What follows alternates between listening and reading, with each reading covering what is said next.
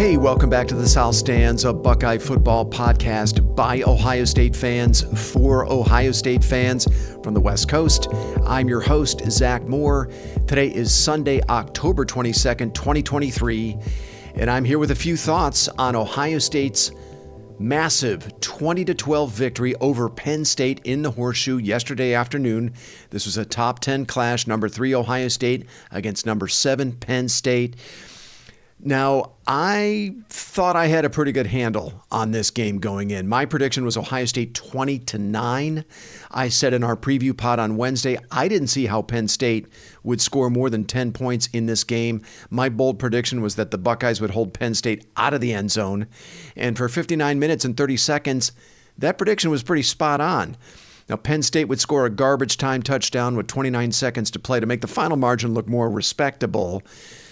Now, after Kenyatta Jackson sacked Drew Aller on 4th and 30 with 3:04 to play, giving the ball back to the Buckeyes at the Penn State 33-yard line with a 20-6 lead, Ryan Day got stupid conservative.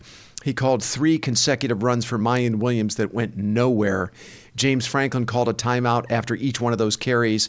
Day would run his field goal unit onto the field, and Jaden Fielding would miss from 45 yards out, giving the ball back to Penn State. Now, Day said in the postgame he should have never put his defense in the position to have to go back out on the field in a 2-minute situation. Now, when the Penn State offense took the field with 2:36 to play, trailing 20-6, they had a grand total of 6 yards of offense in the second half, and they were 0 of 15 on third down up to that point in the game. Now, Penn State would convert its first and only third down on that last drive. Drew Aller would hit Caden Sanders for an 8-yard touchdown pass with 29 seconds to play, which was really the only highlight of the afternoon for the Penn State offense, and it meant next to nothing in this game. I think this game was a classic case of how two seemingly opposing ideas can both be true at the same time. This was a great win against a legitimate top 10 foe, especially when you consider the personnel the Buckeyes were down. No Emeka Egbuka, the best slot receiver in the country. No Denzel Burke, who's having an All-American season at cornerback. And no Trey Henderson again, who's their only big play threat at running back. And a player who hit Penn State for big runs in both the 2021 and 2022 games. At the same time, it's also true, and I said this in the preview pod on Wednesday, the Penn State offense is low-key bad. And I actually don't think we can say low-key anymore because it was exposed on a big stage yesterday. And you have to give the Ohio State defense a ton of credit for exposing it. But it's crazy to me how many of the national pundits, guys like Brady Quinn and Matt Leinart, who both in the Fox pregame picked Penn State to win the game, it's crazy to me how the national pundits mostly whiffed on this game in their predictions, when it was so obvious if you took 5 minutes to look at the numbers that Penn State was going to struggle mightily against the Ohio State defense in this game. I mean, if you watched any of Penn State's only 2 road games prior to playing the Buckeyes, and that was against Illinois and Northwestern, you could see this performance coming a mile away. Drew Aller completed 48% of his passes with no touchdowns, and the Penn State run game was held to 4.1 yards per carry against Illinois, who stinks. And against Northwestern, Aller completed 54% of his passes, and the Penn State run game was held to 3.5 yards per carry. In that game, Northwestern stinks. Now, I think Penn State is a bad offense with good players. I think Drew Aller, Katron Allen, Nicholas Singleton, Olu Fashanu are all very good football players. Fashanu is going to be a top 10 pick in next spring's NFL draft. And I think there are elements of the Penn State offense that are very good and efficient. They don't turn the ball over. Penn State still leads the country in turnover margin. They came into yesterday's game as one of the best red zone offenses in the country. They were third nationally in converting their red zone opportunities into touchdowns coming into yesterday's game. And they were also a very efficient offense on third down, though their ranking in that stat is surely going to plummet after yesterday. So it's not my intention to diminish one iota what Ohio State accomplished in beating a very good Penn State team yesterday, who I still think is a top 10, top 12 team. But there was no world in which the Buckeye defense wasn't going to dominate that matchup with the Penn State offense. It's really on the other side of the ball where I was most impressed by Ohio State. I mean, no Emeka Egbuka, no Trey Henderson, a beleaguered offensive line that many believe would be totally overmatched by the Penn State pass rush. And let's not kid ourselves, it was tough sledding for the better part of 4 quarters for the Ohio State offense. I mean, after Kyle McCord led Ohio State on an 11-play, 57-yard drive to kick a field goal on their first possession of the game, he looked mostly unsettled for the rest of the half. McCord completed his first 5 passes of the game. He then threw 7 straight incompletions. The Buckeyes would be forced to punt on their next 3 possessions. And McCord he appeared rattled by the Penn State pressure, even when he wasn't that pressured. I thought actually he was getting decent protection most of the half from his offensive line. I thought his receivers were open. The game hit rock bottom for McCord early in the second quarter. It was tied at 3, and the Buckeyes were driving. The offense found a little bit of a spark in the run game with Mayan Williams, who helped get the ball down to the Penn State 26-yard line. But on 3rd and 11, McCord was sacked by Penn State linebacker Curtis Jacobs, who would force the ball loose, scoop it up, and run it back 60 yards for an apparent touchdown. But Penn State was flagged for defensive holding on the play. Marvin Harrison Jr. was totally mugged by the Penn State defensive back on the play. So the Buckeyes would get new life on that drive. Mayan Williams would eventually punch it in from 2 yards out to give the Buckeyes a 10-3 lead. And it was a lead, as it would turn out, they would not relinquish. But after that series, McCord was clearly rattled. He would need to regroup at halftime, and I think Ryan Day sensed that. A lot of fans were frustrated when Day elected to take a knee at the end of the second quarter with 42 seconds to play and all 3 timeouts. But I think that was a spot where we saw the maturation of Ryan Day as a head coach. He recognized his young quarterback playing in the biggest game of his career so far was rattled and needed to regroup. He also recognized that his defense was playing lights out and dominating the game. He had a lead, and his offense would be getting the ball to start the third quarter. So I think taking a knee in that situation was obviously the right thing to do. I'm not sure Ryan Day would have done that a year ago or the year before that. He may have taken an unnecessary risk in that situation. So I give him credit for doing the right thing in that situation. It was good situational coaching on Day's part, so I give him credit for that. And look, it worked because Kyle McCord was much better in the second half, 11 of 14 for 161 yards and a touchdown. Now, it would take a couple of series for the Ohio State offense to get things going in the second half, and things did get a little dicey on their second possession of the third quarter, which is probably their worst possession of the game. The Buckeyes would take over at their own 7-yard line, leading 10-6, after McCord hit Marvin Harrison Jr. for 8 yards and a first down at the Penn State 21-yard line. A false start and then a holding penalty would push the Buckeyes back to their own 9-yard line. McCord would then be sacked at the Ohio State 4. Then Mayan Williams would be stuffed for no gain. Jesse Mirko would have to punt from the very back of the end zone. And Penn State looked to be in awesome shape at that stage. But, and I think this was a huge turning point in the game that would have made Jim Tressel very proud, Mirko hit a 72-yard punt that was downed all the way back at the Penn State 24-yard line.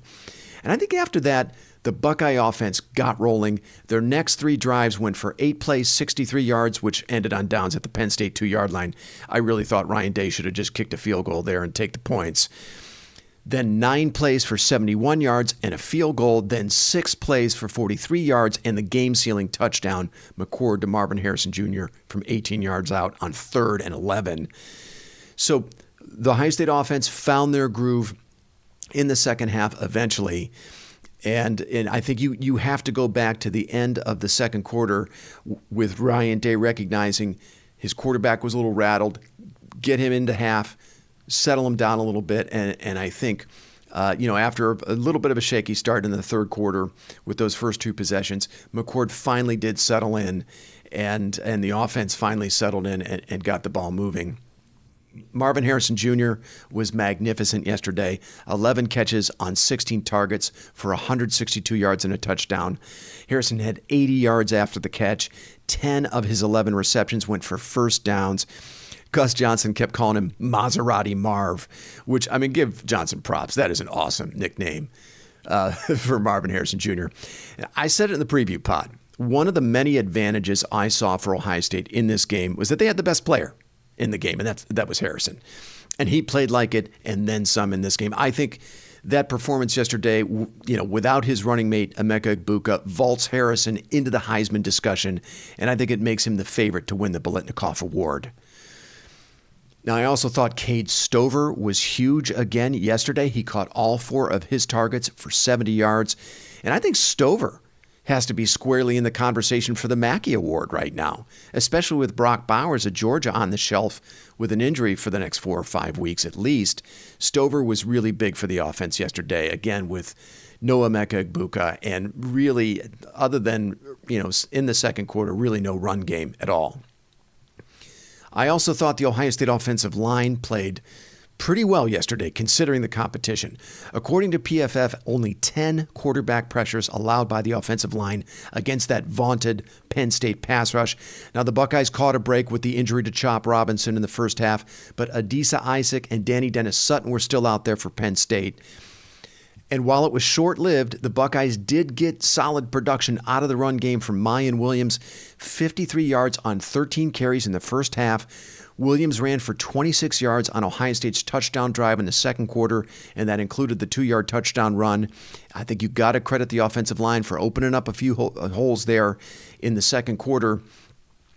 Look, I think the Ohio State offensive line has been good enough where it really counts, and that's in pass protection. And they've been good in some key spots this season in the run game. Doug Lesmerises said in the postgame that he's not sure Ohio State is going to see a better defense than Penn State until maybe the playoff. And I agree with that. Now, Michigan is certainly going to be very good on defense, but I don't know if it's going to be better than Penn State's defense. So I think there's really good reason for optimism that the Ohio State offensive line will hold up similarly on November 25th in Ann Arbor. Back to the run game for a moment. Dallin Hayden, I mean, it seems to me more than ever there's a role for him in this offense. I think he could have helped the run game yesterday.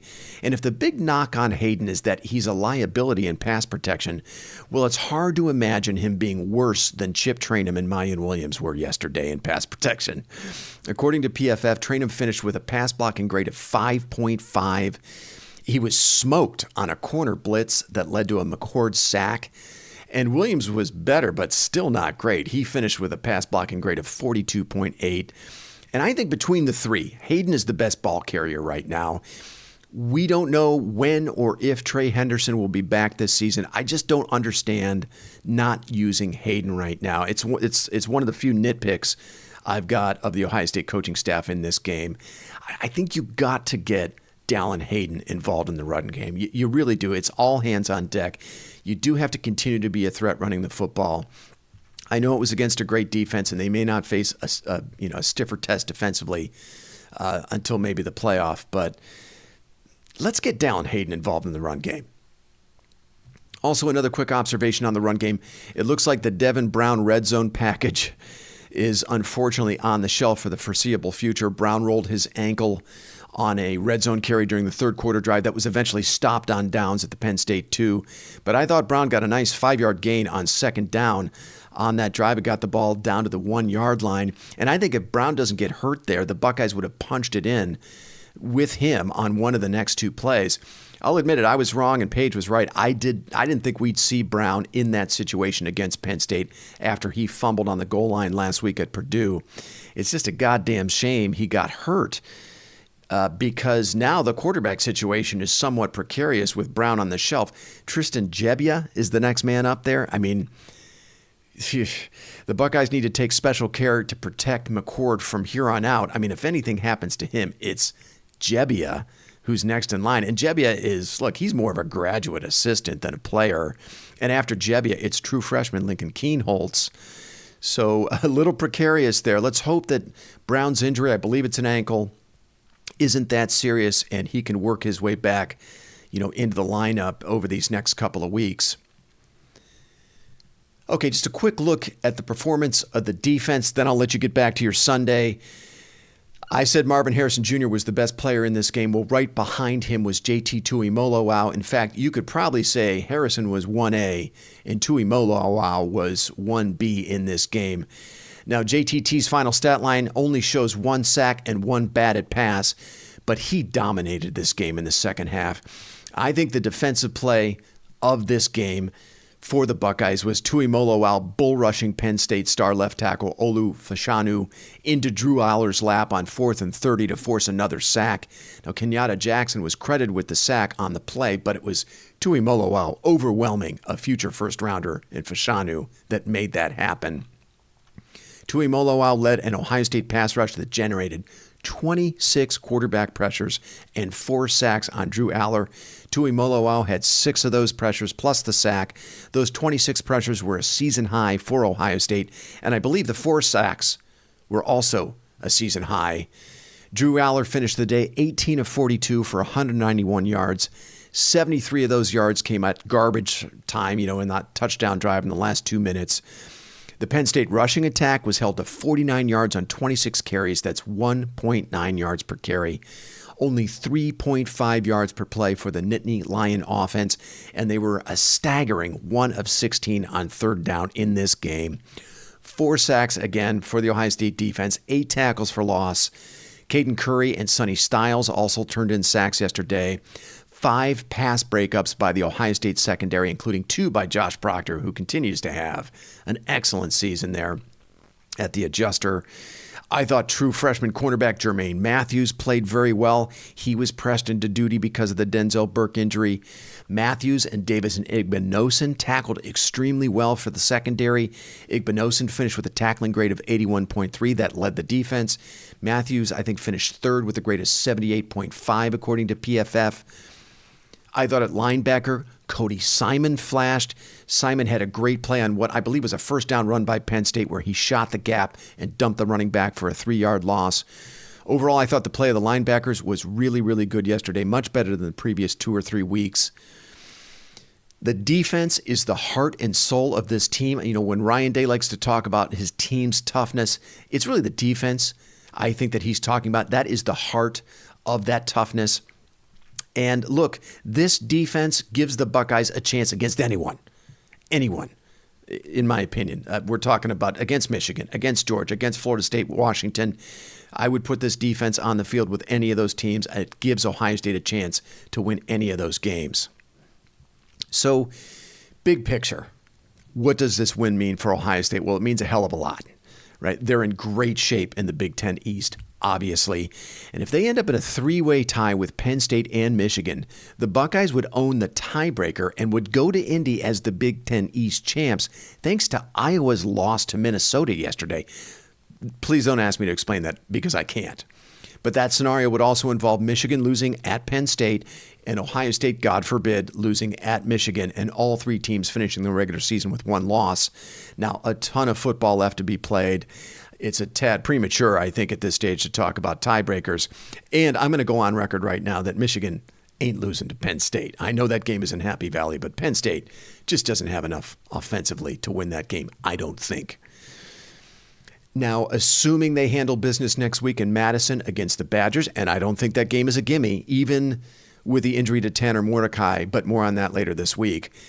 I think the Buckeyes have a solid case to be ranked number 1 in the first college football playoff rankings, which come out on October 31st. Look, they own 2 of the best wins in college football. On the road at Notre Dame and Penn State.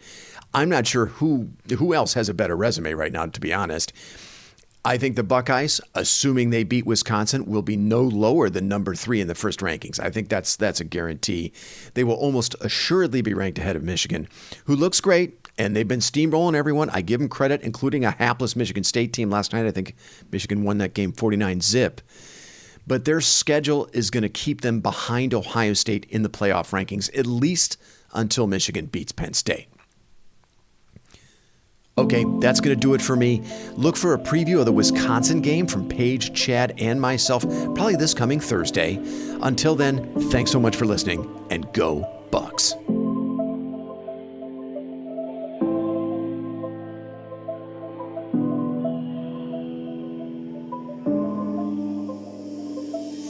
You've been listening to the South Stands, a Buckeye football podcast.